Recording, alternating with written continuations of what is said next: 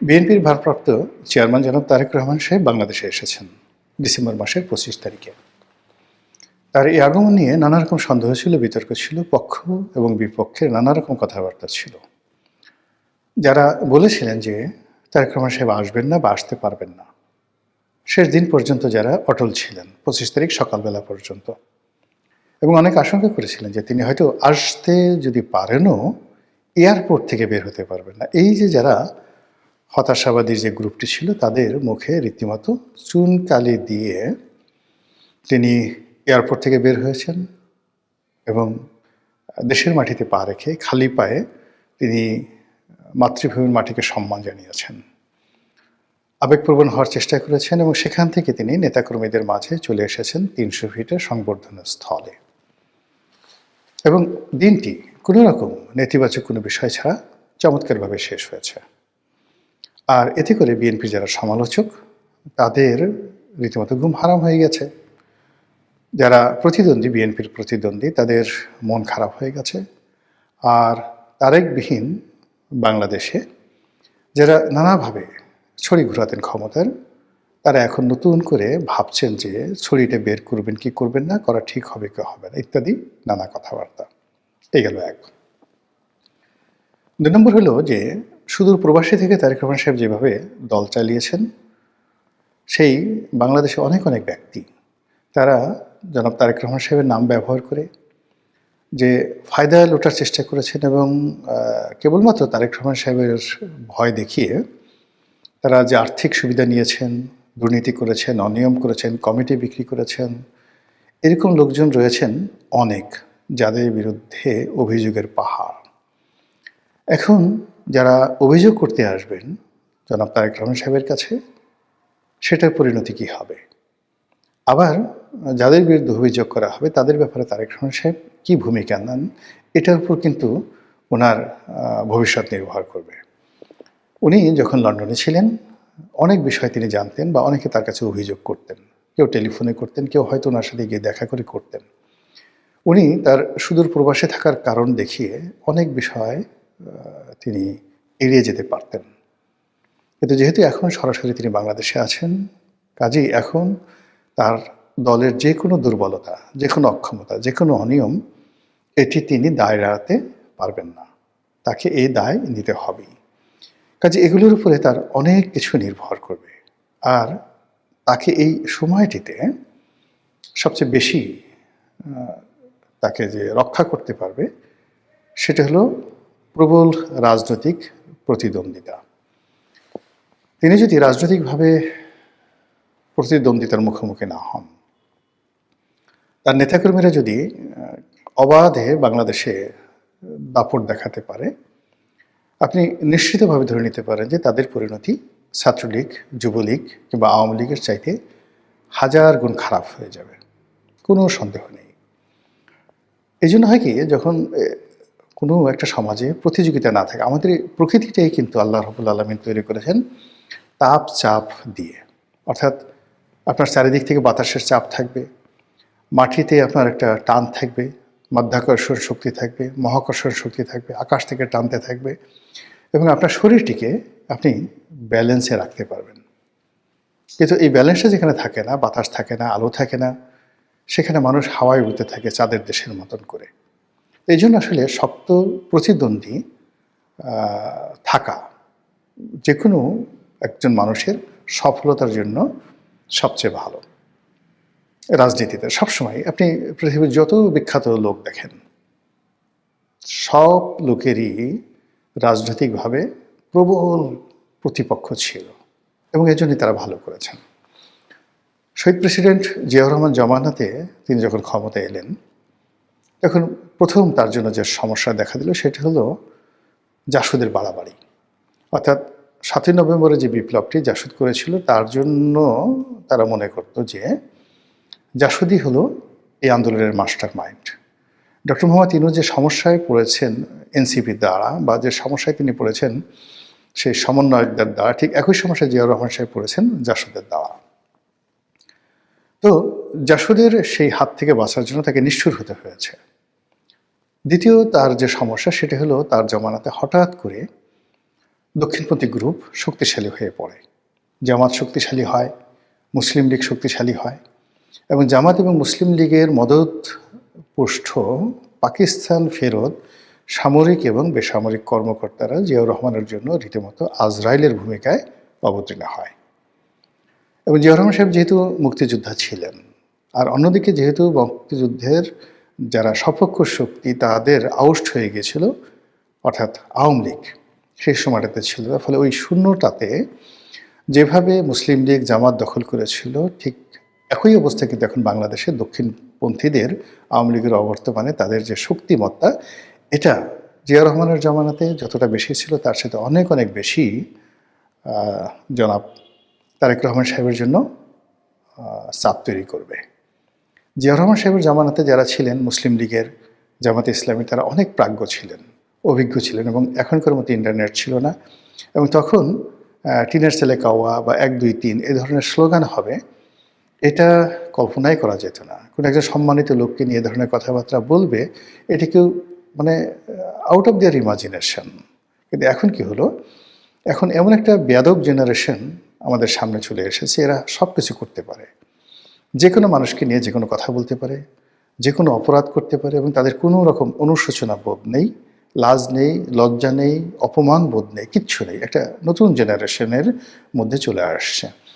ফলে তারেক রহমান সাহেবকে এই জেনারেশন মোকাবেলা করে এবং এই জেনারেশনের যারা দক্ষিণপন্থী গ্রুপ আছেন তারা আরও ডেঞ্জারাস।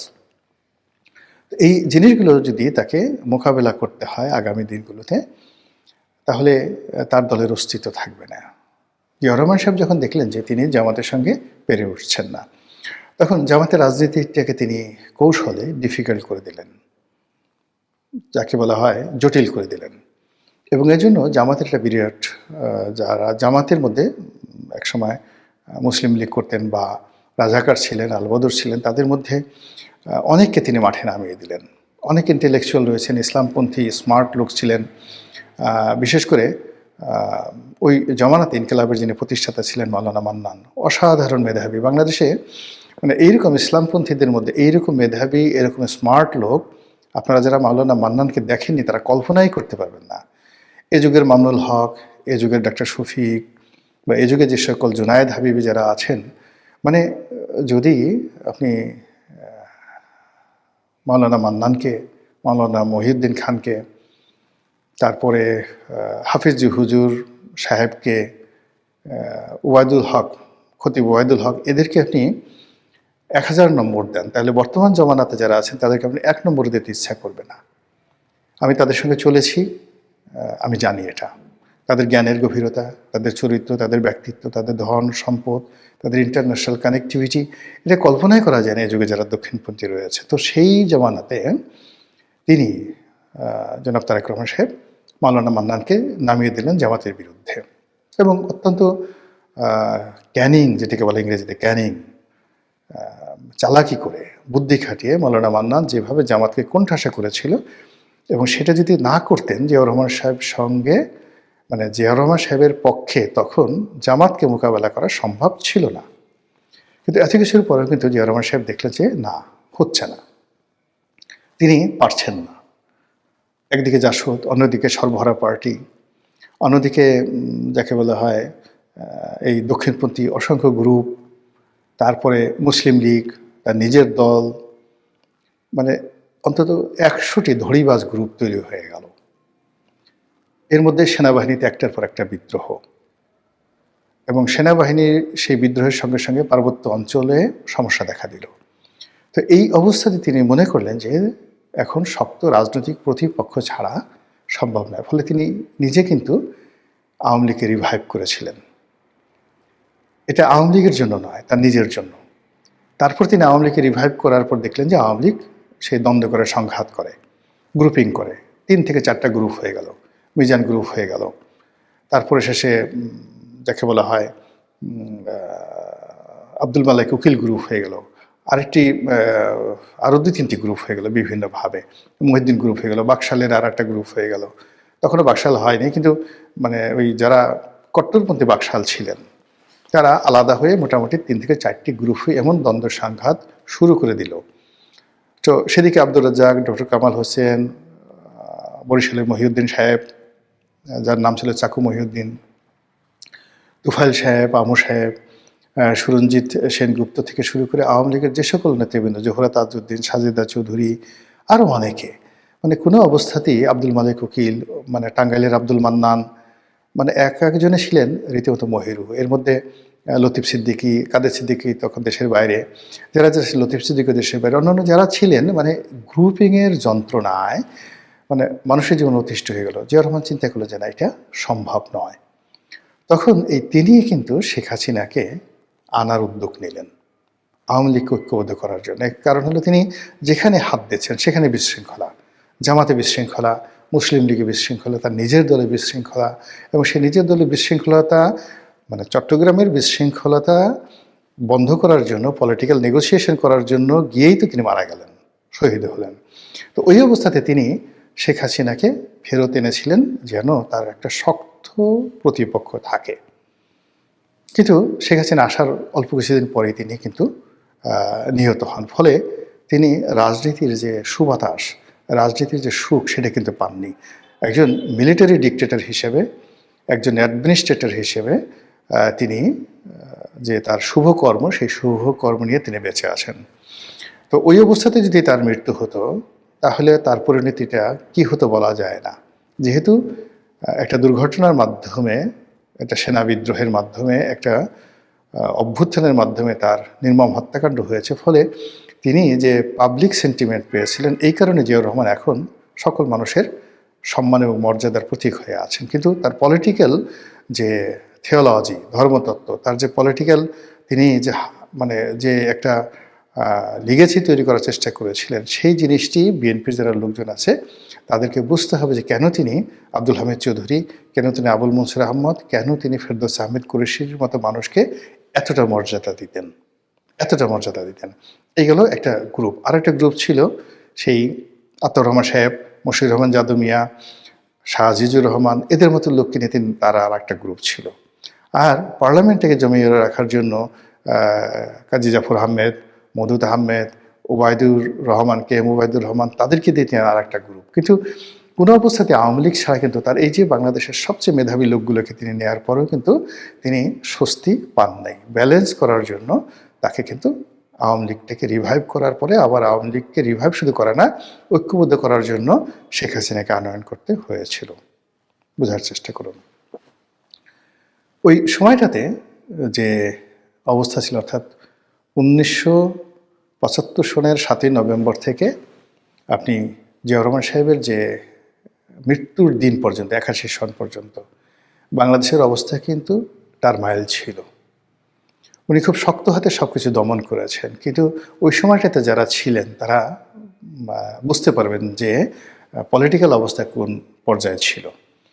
এখন বাংলাদেশে যে ডক্টর মোহাম্মদ ইউনূসের জমানাতে কোনো অবস্থাতে কিন্তু পলিটিক্স কোনো শেভে আসছে না, না জামাত, না বিএনপি, না এনসিপি, মানে কেউ এই পলিটিক্সটাকে শেভে আনতে পারছে না। আবার বিএনপি যেভাবে সালাউদ্দিন সাহেবকে নিয়ে, মির্জা ফখরুল সাহেবকে নিয়ে, মির্জা আব্বাসকে নিয়ে যেভাবে তারা অর্গানাইজ করার চেষ্টা করেছে, উইদাউট তারেক রহমান সাহেব ছাড়া এটা হচ্ছিল না।